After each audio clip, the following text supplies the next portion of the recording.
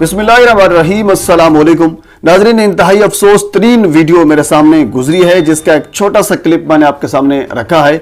मुकम्मल वीडियो आपके सामने रखूंगा, लेकिन इसके ऊपर कुछ अल्फाज कहने के बाद हुज़ूर वाला इस वीडियो को इंतहाई अफसोसनाक वीडियो में क्यों कह रहा हूं, उसके पीछे कुछ हकायक हैं।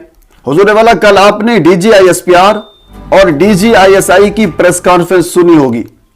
उसमें उन्होंने वाज़ेह तौर पर यह कहा है कि हम किसी भी सूरत में पाकिस्तान को डिस्टेबलाइज नहीं होने देंगे।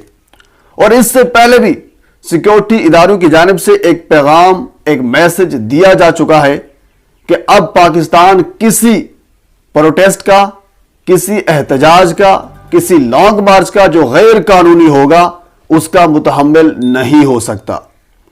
यह पैगाम किसके लिए था, आप भी बेहतर समझते हैं, मैं भी बेहतर समझता हूं। हुज़ूर वाला आज बाकायदा तौर पर पाकिस्तान तहरीक इंसाफ के लॉन्ग मार्च का आगाज हो चुका है लिबर्टी चौक लाहौर से, लेकिन एक वीडियो मेरे आंखों के सामने गुजरी है जिस पर मैंने मुनासिब समझा कि इस पर बात की जाए। हुज़ूर वाला जहां तक मैंने रिसर्च की है, जहां तक मुझे पता चला है कि यह वीडियो चकदरा इंटरचेंज की है।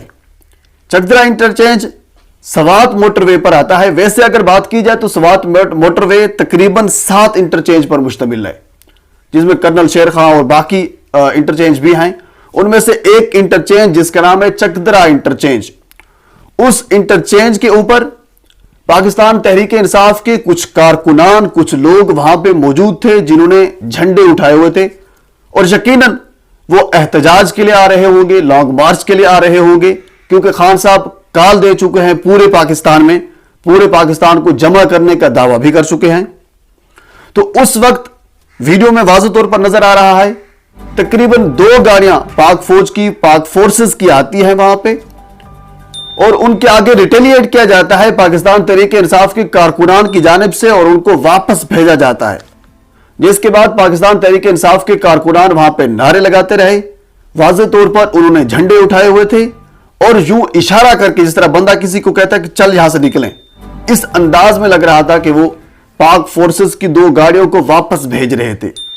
हुज़ूर वाला जिस तरह कल DGISPR ने कहा है कि हम पाकिस्तान को डिस्टेबलाइज नहीं होने देंगे, यह वीडियो अफसोसनाक क्यों है?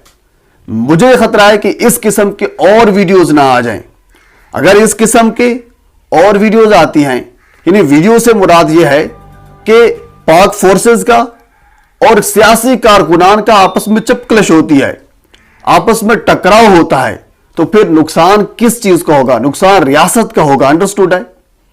तो हुज़ूर वाला आपने रियासत को बचाना है, आपने सियासत को नहीं बचाना। आपका एहतजाज करना, प्रोटेस्ट करना आईनी हक है, तो उस आईनी हक को आईनी हदूदो कयूद के अंदर रहते हुए भी इस्तेमाल किया जा सकता है। अगर पाक फोर्सेस की वहां गाड़ियां आ भी गई थी तो उनको जाने देते, उनसे आप टकराव ना करते, उनसे उलझाव ना करते, उनसे बात करती तो आपकी जो मरकजी क़यादत थी उनको बात करनी चाहिए थी। मैं नहीं समझता कि किसी कारकुन को यह हक है कि वो किसी भी फोर्सेस की गाड़ी को रोककर नारेबाजी करे या उन पर तानो तशनी करे। हुज़ूर वाला इस किस्म का कल्चर मैं पहले दिन से पाकिस्तान तहरीक इंसाफ के जो कारकुनान हैं या इनका जो नजरिया है, इस वजह से उस पर नाकिद हूं, या उससे फिर जो नाकिदीन है उनमें से एक मैं भी हूं। मेरा पाकिस्तान तहरीक इंसाफ से सिर्फ एक इख्तलाफ है, और वह इख्तलाफ यह है कि इन्होंने किसी छोटे बड़े की इज्जत और आबरू में फर्क नहीं रखा। इन्होंने इनको सबको बराबर कर दिया। अब कोई छोटा है वो किसी बड़े की कदर नहीं करता।